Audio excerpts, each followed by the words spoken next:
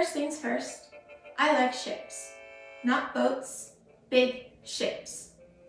So when I was asked to pick any product in the world I could think of course I chose a ship. And not just any ship. I chose the Maersk EE class container ship. They were the biggest container ship when they were built.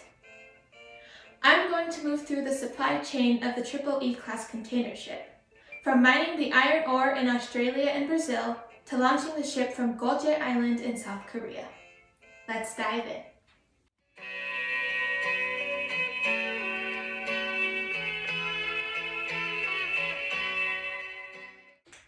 Okay, I know what you're all wondering. No one else cares about ships, Marie. Well, you're wrong. We want to know, who makes this product? Where is their company headquartered? Are they owned by a larger parent company? And do they have international offices and factories? AP Møller Maersk is headquartered in Copenhagen, Denmark, with offices around the world. Denmark is a place that is famous for the home of Hans Christian Andersen's Little Mermaid. When Maersk decided to build a series of the world's largest, most efficient, most environmentally friendly container ships, they had to choose who would get the job. Maersk did not have a shipyard up to the task. They had previously used a shipyard in Denmark, but in the new globally competitive world, Daewoo got the order. Daewoo Shipbuilding and Marine Company, DSME, is in South Korea, a place famous among other things for its art and architecture like the Gyeongbokgung Palace in Seoul. Daewoo headquarters are in Golje in South Korea. Daewoo built the EE ships in its giant shipyard right by their headquarters on Golje Island. I know what you're thinking.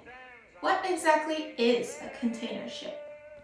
A container ship is built to transport containers, those metal boxes we see pulled by trucks on the highways or on trains, or on ships. Here's the Maersk McKinley Moller, lead ship of the EE class. It can carry 18,270 20-foot containers, the standard measure, called a 20-foot equivalent unit, or TEU, or half that many 40-foot containers. That is a lot. When launched in 2013, the McKinley Moller had the largest capacity of any container ship on Earth. We'll get into the nitty-gritty of making the EE class container ship in a little bit. Fear not. First, an aside on ships and cargo. Moving cargo around on standard ships and standard containers that could be transferred to land modes of transportation is not new. Here we see a clay amphora, a standardized container used to move wine, olive oil, grain, or other goods thousands of years ago in the Mediterranean Sea. Back then, the ship was a bireme or a trireme, and the land transport was a donkey or a mule, not a truck or train, but still, many ships were built to a standard design. The donkeys and mules too, in a way. Not much new really, except ships got bigger, a couple camels replaced a couple donkeys before trains and trucks came on the scene. But the idea of a standard container to be transferred from ship to railroad is about as old as railroads, the early 1800s. Modern purpose-built container ships with metal containers that could be put on trucks or trains were discussed for years and finally built in the 1950s. Container ships proved so successful, companies went on biggering and biggering. Average capacity doubled and then doubled again. In the words of the Onceler, you need a need. We can imagine what the Lorax would say. I looked for a conversion from donkey load to 20-foot equivalent unit metal containers, but no luck. Suffice it to say, a EE can carry a lot of donkey loads. The EE is big, and is a lot bigger than a bireme, and a whole lot bigger than a mule. But it's still a standardized ship, an item, and a product in and of itself.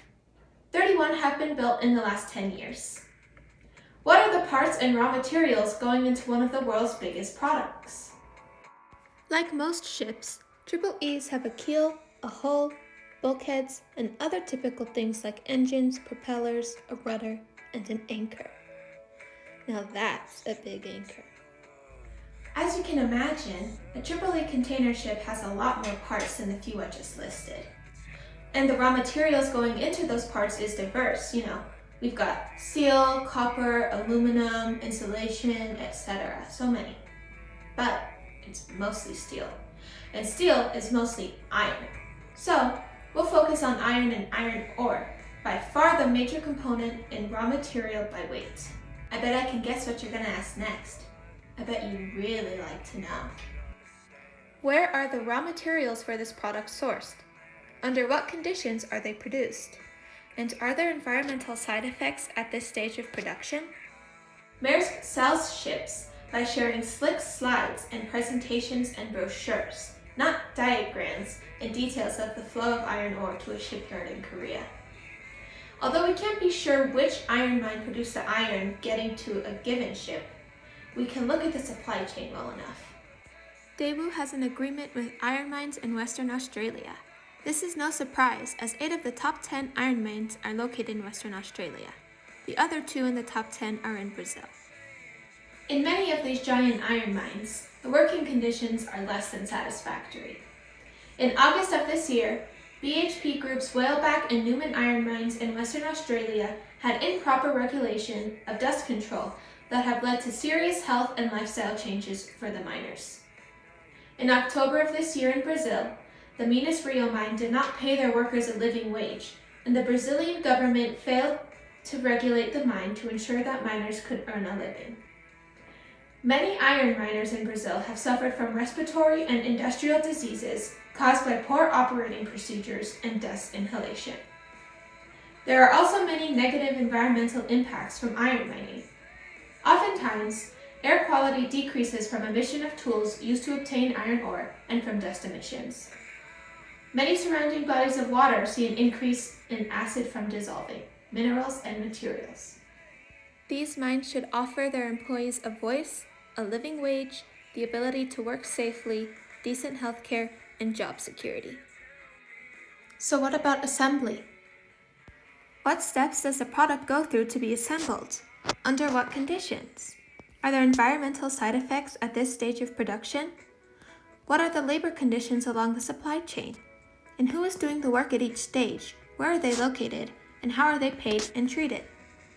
So how is the Triple E put together? Again, the biggest component by far is steel. And steel is basically iron with a little bit of extra additives like carbon. Iron ore is number 1.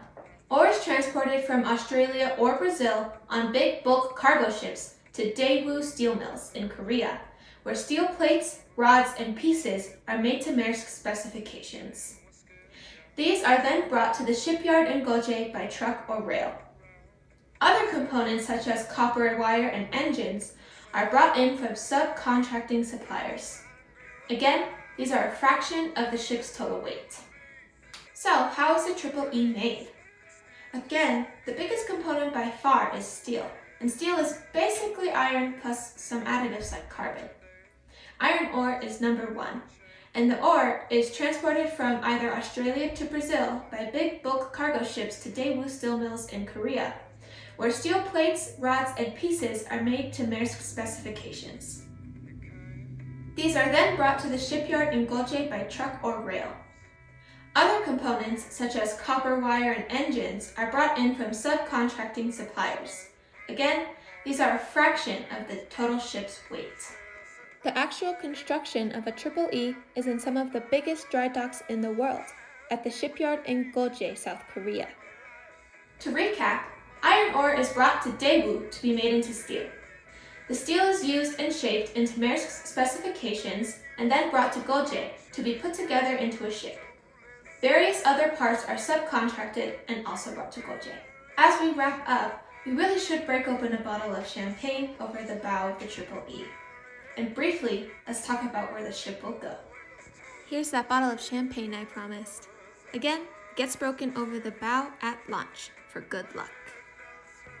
The Triple E was carefully designed for essentially one route, from East Asia to Europe through the Suez Canal.